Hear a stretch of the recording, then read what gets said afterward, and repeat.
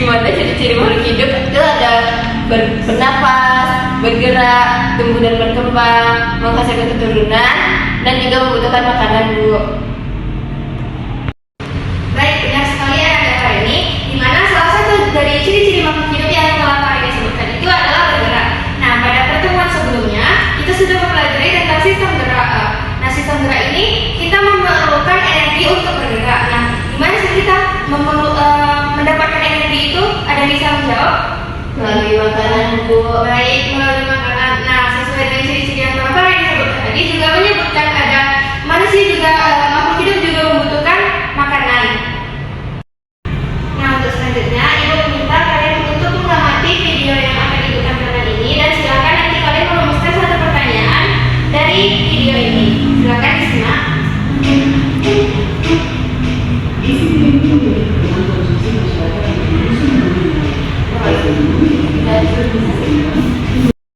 Baik, setelah kalian menonton video yang telah Ibu tayangkan ini, apakah ada yang ingin bertanya?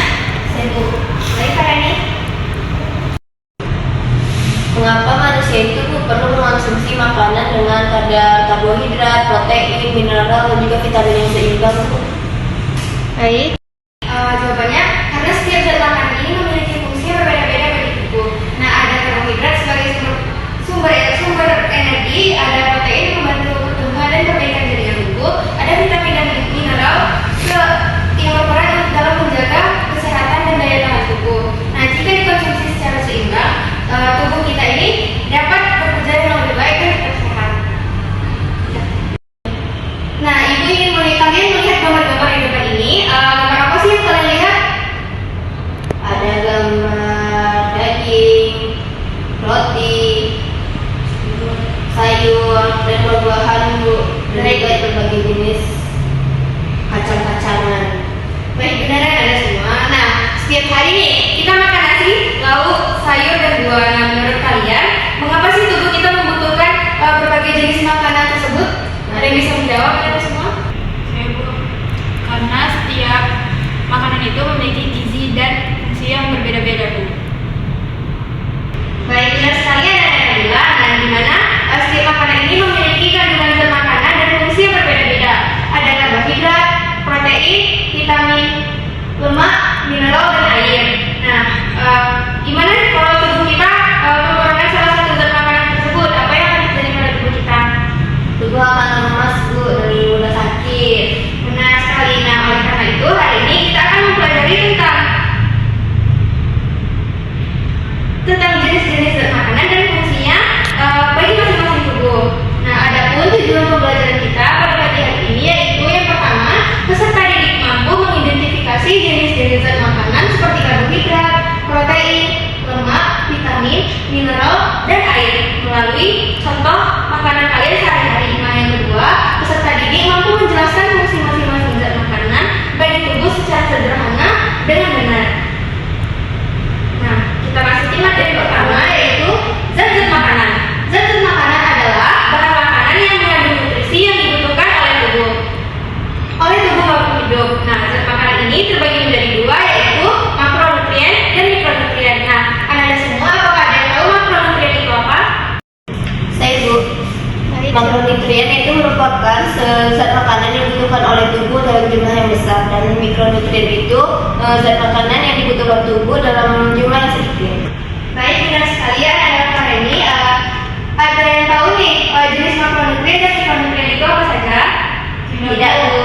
Baik, jenis makronutrien itu ada karbohidrat, lemak, protein, dan air. Sedangkan mikronutrien itu ada vitamin dan mineral. Nah, kita masuk ke jenis makronutrien yang pertama yaitu karbohidrat. Nah, karbohidrat merupakan jenis makronutrien yang tersusun atas senyawa karbon, hidrogen, dan oksigen sebagai sumber energi primer bagi sel, jaringan, dan organ. Nah, karbohidrat ini dibagi menjadi tiga jenis yaitu monosakarida, disakarida, dan polisakarida. Nah, adapun fungsi bagi tubuh ini yaitu karbohidrat sebagai energi utama dalam tubuh dan membantu kerja otak dan sistem saraf. Selanjutnya, menyimpan cadangan energi dalam bentuk glikogen dan menghemat penggunaan protein. Apakah ada yang tahu jenis-jenis contoh-contoh karbohidrat ini apa saja? Saya, Bu. Jenis-jenis karbohidrat itu, Bu, ada nasi, gandum, roti, umbi-umbian, jagung, dan juga kentang, Bu. Baik, benar sekali. Berikan aplaus dulu untuk anak kita. Nah, selanjutnya protein. Protein ini merupakan jenis zat makronutrien yang mengandung unsur karbon, hidrogen, oksigen, dan nitrogen. Nah, jenis asam amino ini terbagi menjadi 3, yaitu asam amino esensial, asam amino semi esensial, dan asam amino non esensial. Nah, adapun fungsi protein ini yaitu membantu pertumbuhan tubuh, memperbaiki jaringan yang rusak, membentuk enzim dan metabolisme hormon, dan menjaga daya tahan tubuh. Selanjutnya ada memberikan bentuk dan memelihara otot dan sebagai sumber energi cadangan. Nah, adapun contoh-contoh protein misalnya dari depan yaitu ada susu, keju, daging, telur, dan kacang-kacangan. Nah, selanjutnya lemak. Lemak ini adalah jenis makronutrien yang mengandung unsur karbon, hidrogen, dan oksigen. Nah, dalam satu molekul lemak ini terdapat 1 molekul gliserol dan 3 molekul asam lemak.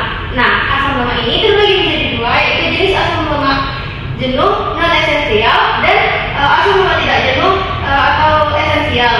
Nah, adapun fungsi lemak ini yaitu yang pertama sebagai fungsi energi, yang kedua membantu penyerapan vitamin A, D, E, dan K, terus melindungi organ-organ tubuh, membentuk bagian sel tubuh, dan sebagai cadangan makanan atau energi. Nah, adapun contoh lemak ini yaitu ada mentega, ikan, alpukat, minyak goreng, dan minyak kelapa. Nah, untuk memahami pembelajaran kita lebih lanjut, di sini Ibu akan membagikan MPPD dan membagikan menjadi beberapa kelompok. Silakan kalian membentuk kelompok.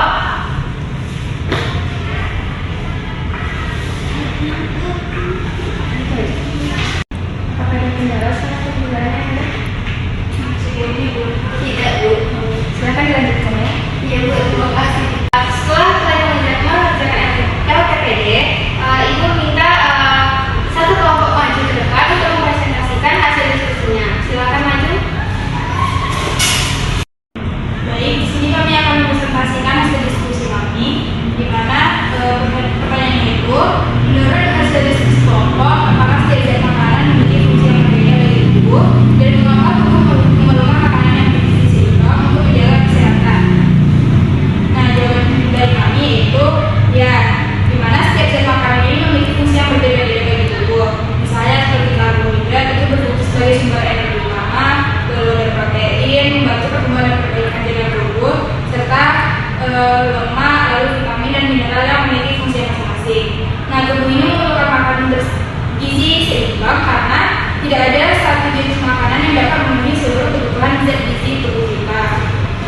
Nah, dengan mengonsumsi makanan bergizi seimbang, tubuh akan memperoleh energi yang cukup, lalu pertumbuhan dapat berlangsung dengan baik, dan daya tahan tubuh akan tetap terjaga. Baik, sekian dan presentasi kami. Baik, beri aplaus dulu untuk kelompok 1. Terima kasih kepada kelompok 1. Silakan duduk.